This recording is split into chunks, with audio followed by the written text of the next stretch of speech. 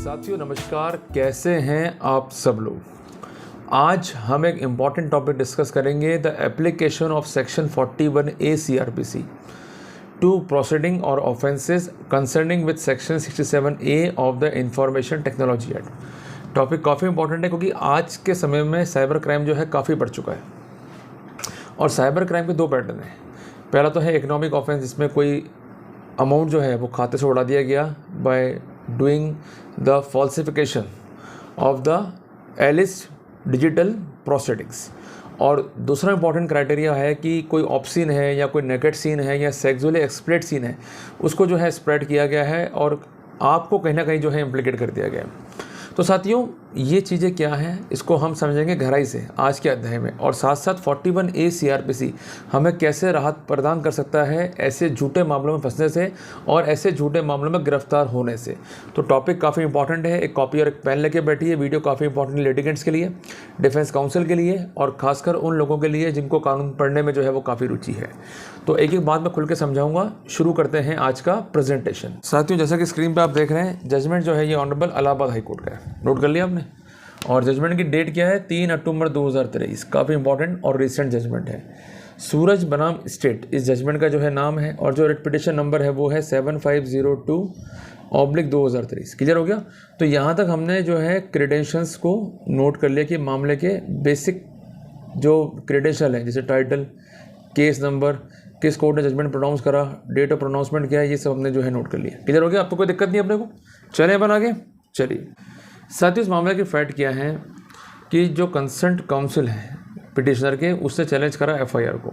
और आप ये ध्यान रखिएगा कि यूपी में अगर हम FIR चैलेंज करते हैं तो वहाँ पर 482 CRPC मेंटेनेबल नहीं है, वहाँ पर रेट लाई करती है article 2 to 7 constitution of India में। तो इन्होंने जो है FIR को चैलेंज किया, जो कि रजिस्टर्ड थी under section 509 of IPC। Clear है। And section 67A of the IT act.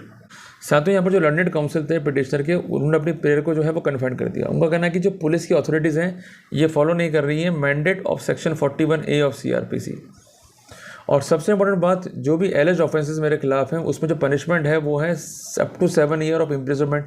तो वहाँ पर 41A CRPC का देना चाहिए डिस्पाइट ऑफ एनी डिस्क्रिमिनेशन।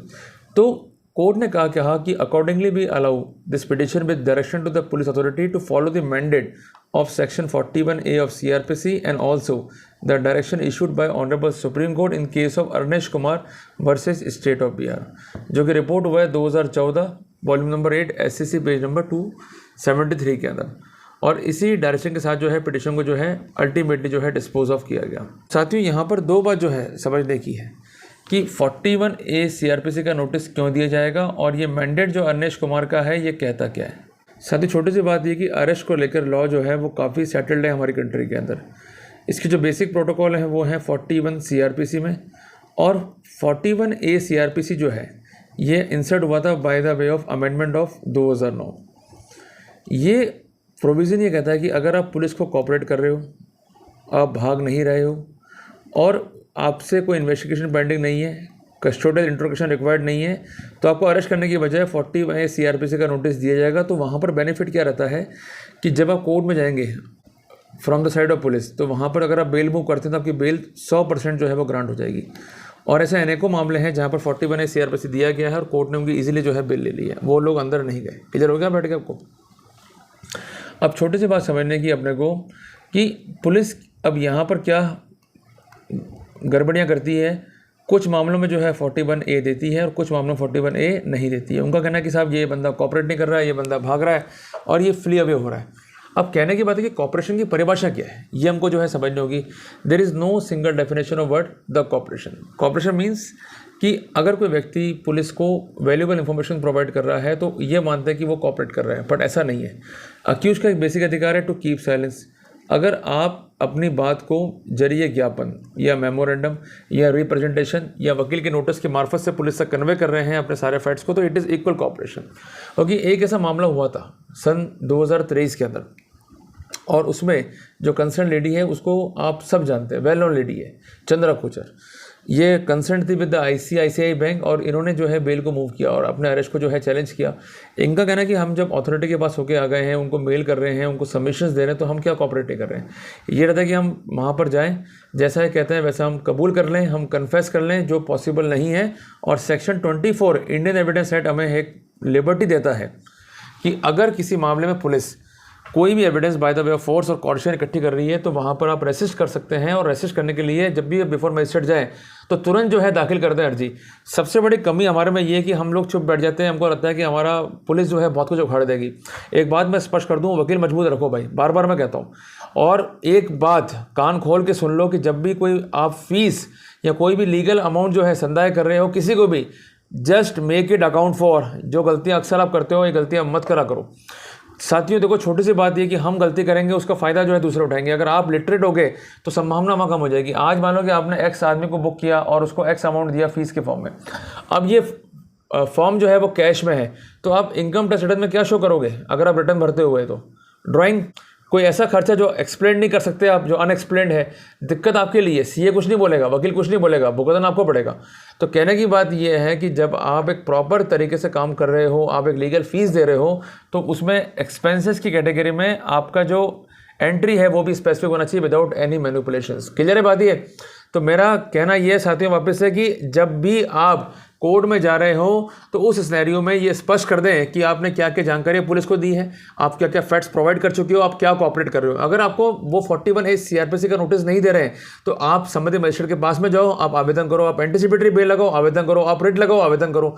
कहने की बात यह है कि डिफेंस के पास इतने मौके हैं कि अगर उन मौक़ों का सदुपयोग किया गया तो कम से कम आपका इनलीगल या अनवारंटेड अरेस्ट नहीं होगा। इस बात की मेरी पूर्ण रूप से आपको श्योरिटी है। अगर आप ये चीज़ नहीं करोगे तो अरेस्ट तो निश्चित तौर पे हो जाओगे। और एक बात आप ध्यान रख लेना कि अगर हमारे पास पूरे के पूरे प्रयास करने के संसाधन है या साध्य हैं और उनका हम उपयोग नहीं करते और अल्टीमेटली मारे जाते हैं तो हम कभी भी अपने आप को माफ़ नहीं कर पाएंगे।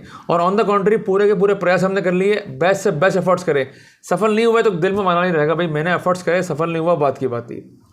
तो आपको मैं बार बार ही कह रहा हूँ कि अपने एफर्ट ज़रूर करो।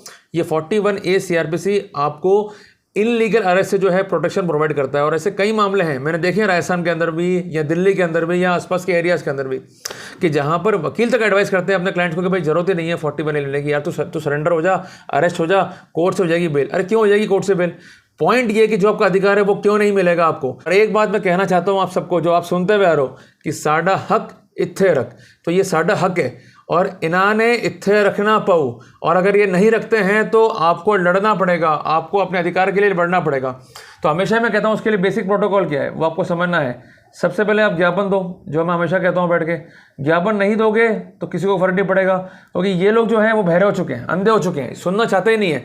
एक ही बात, तू सरेंडर कर, तू कन्फेस कर, तू सरेंडर हो जा, बस एक ही बात है। अरे क्यों सरेंडर हो जाऊँ मैं जब मैंने अपराध ही नहीं करा है, मेरी कोई संलिप्तता ही नहीं है, केवल मियर सस्पेशन में क्या जेल हो क्या जाओगे कि इतने बड़े बेवकूफ़ है कि हम नहीं है ना।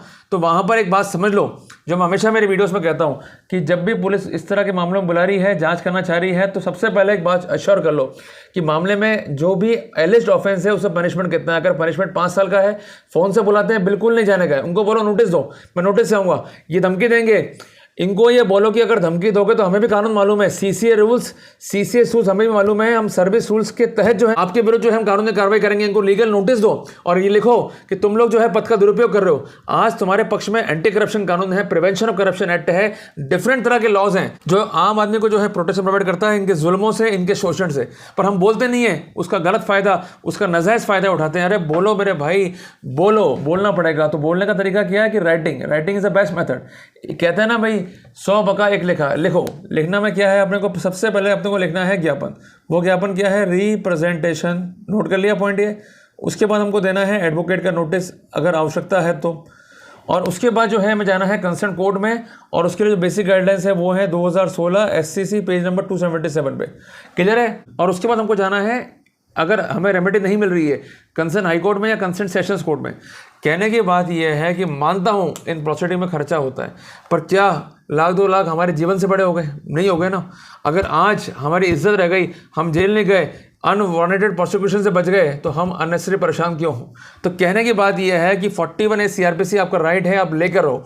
और 67A IT एड उसको निकाल के पढ़ना। बहुत मोटी मोटी बात वो कहता है कि अगर आपने सेक्सुअल एक्सप्लिसिट कंटेंट को प्रमोट कर दिया, ट्रांसमिट कर दिया, तो उस सिनेरियो में एक गंभीर ऑफेंस बनता है। जो कोई देखेगा, अरे भैया किसी का ऑप्शन था, तुमने क्यों इसको फैला दिया, तुमने इसको क्यों जो है ट्रांसमिट कर दिया, ऐसा नहीं करना चाहिए। और कुछ तो बोलेंगे भाई कन्फेस कर लो। कई बार ऐसा होता है कि आपकी सिम इन्वॉल्व रहती है। सिम मीन्स कि आपका सिम खो गया है और वो सिम जो है अल्टीमेटली किसी के हाथ लग गया और उससे इसका दुरुपयोग कर लिया। तो कहने की बात है कि जब आपने अपराधी नहीं करा है, आप दोषी नहीं हो, तो why to make a surrender, why to confess. तो हमारे लिए जब रेमेडी है तो उसका हम सदुपयोग करें और उस रेमेडी के तहत जो है हम काम करें। क्लियर है आपको? तो मैं आशा करता हूं कि मैंने काफ़ी हद तक जो है आपको समझाने का प्रयास किया कि even 41A CRPC is applicable not only to dowry offences. अगर ऑफेंस 67A IT एक्ट का है जिसे पनिशमेंट 7 साल से कम है, वहां भी जो है ये प्रोटोकॉल लागू होगा। क्लियर हो गया आप सबको? चलिए साथियों, आज हमने एक महत्वपूर्ण जानकारी जो है एकत्र करी है और उस जानकारी के तहत अब हम श्योर हैं कि ऑफेंस भले ही डाउरी प्रोहिबिशन एक्ट का नहीं है या किसी अन्य कानून का है, बट उस कानून में सजा जो है वो 7 साल से कम है, तो वहां पर 41A CRPC मैंडेटरी है। वो आपको नोटिस नहीं देते हैं तो आप ज्ञापन दो, वकील का नोटिस दो, कोर्ट में जाकर पिटीशन दाखिल करो।